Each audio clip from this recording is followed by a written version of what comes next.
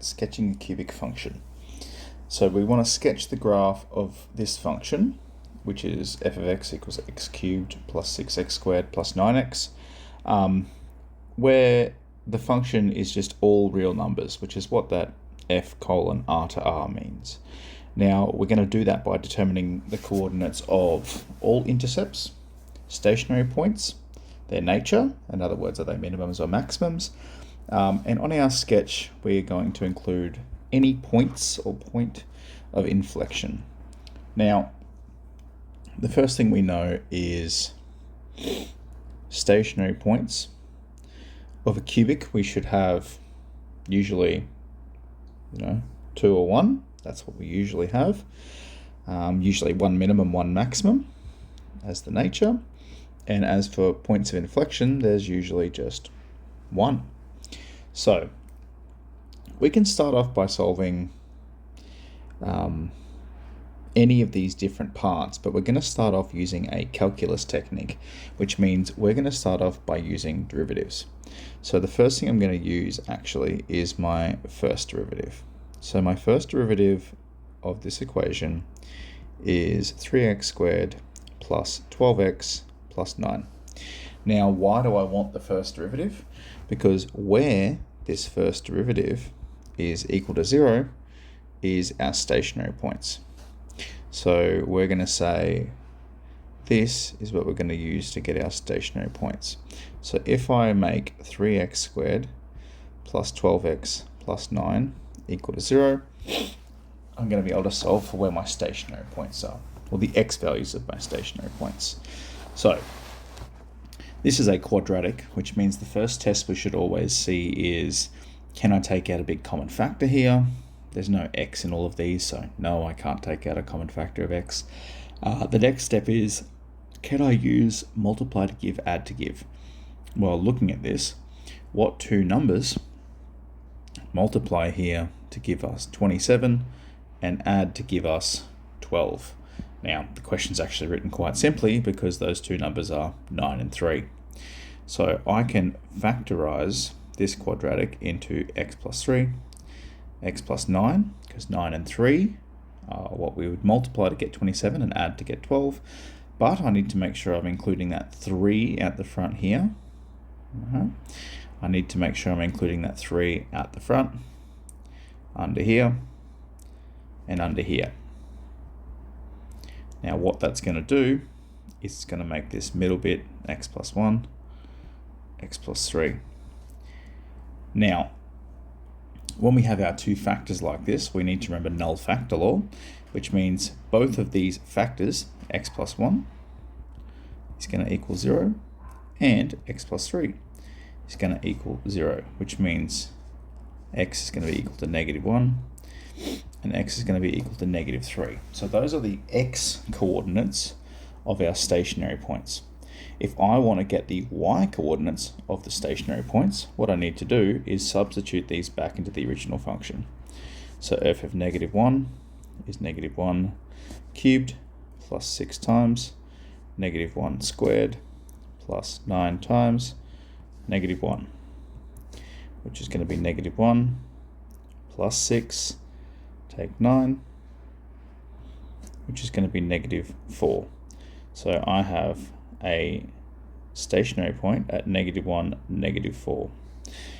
I'm going to do that again. I'll scroll down a little bit, and I'm going to substitute in -3 into my original equation. So -3 cubed plus 6 times -3 squared plus 9 times -3.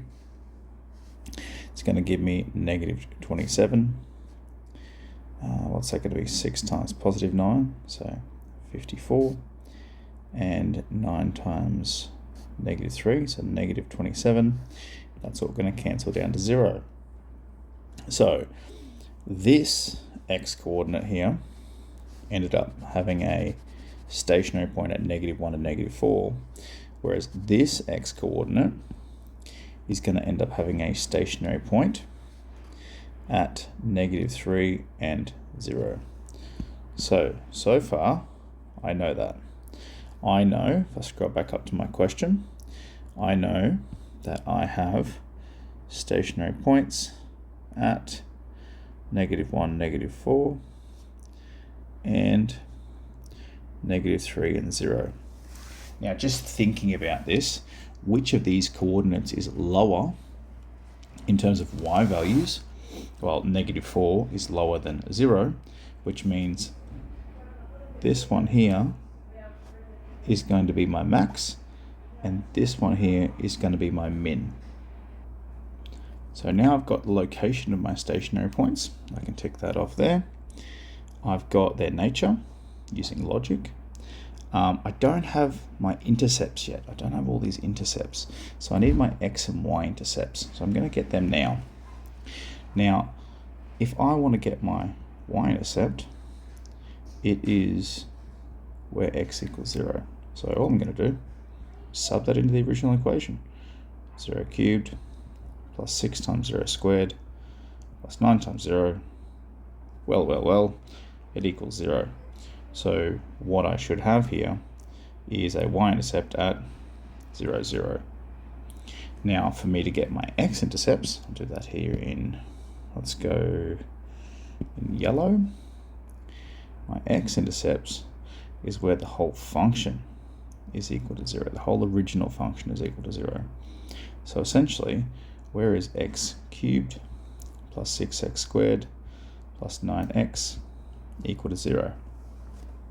Ideally, we'd do something with some null factor law, but to null factor, I usually need to put it in terms of factors. So I'm trying to think of, do I have any common factors here? Well, yes, I do.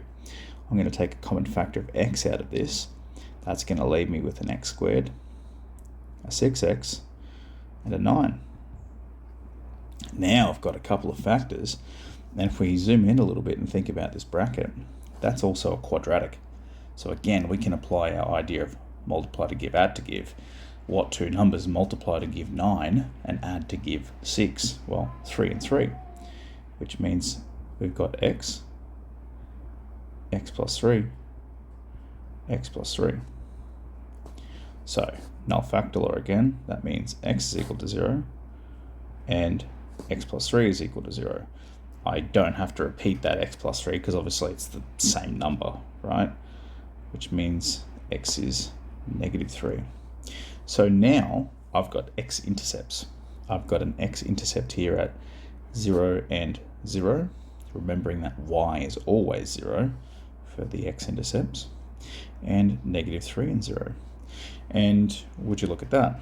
-3 and 0 here, being an x-intercept, just is also a maximum. So our turning point, basically, our stationary point, should happen right along the x-axis. So if I start sketching this now, it's going to be a bit of a rough sketch, as it always is. X, Y. I'm going to have something at -1. I'm going to have something here at -3. -3 is going to be our maximum. It's going to be something like that. And then I'm going to have my minimum at -1 and another x-intercept at 0, 0. I might actually just move that y-axis across a little bit. So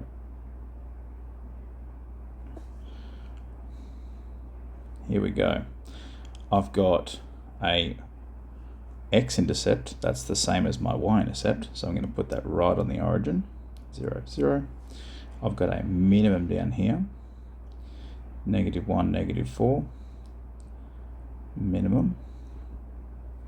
I've got an x-intercept that is also a maximum, so -3 and 0, that is a maximum. So it's not a great looking cubic the way I've drawn it, mainly because of my drawing skills. And we're nearly done. If we look at this, we've now got y-intercepts, x-intercepts, stationary points and their coordinates, whether they're minimums, whether they're maxims. The only last little piece of the pie that we need to end up working out here is our point of inflection. So my point of inflection, I'm going to finish off at the end here. The point of inflection is where we go from curving down to curving back up. Where is that point where it starts to turn around? And if we think logically, it's going to be like halfway, right? It's going to be around halfway between our minimum and maximum. So the way we solve our point of inflection, that is where our second derivative is equal to 0. So we've got our first derivative up here, okay? What we're going to do is we are going to now do the second derivative, so we're just going to derive that again. So our second derivative is going to be 6x plus 12, and essentially we're trying to work out where is 6x plus 12 equal to 0. Well, we can simply rearrange that.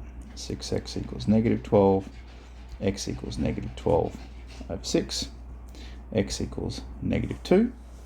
That's half the puzzle. Again, remembering if we want to truly work out where a location is, we need x and y. So I'm going to substitute negative 2 back into the original equation. Negative 2 cubed plus 6 times negative 2 squared plus 9 times negative 2. So negative 8 plus 24, take 18, and we should have an answer here of negative 2, which means we have our point of inflection at x equals negative 2 and y equals negative 2. So we're going to go back up now. So we put a little cross up on our graph in red. We said logically that it's about halfway. Okay, well, let's have a think.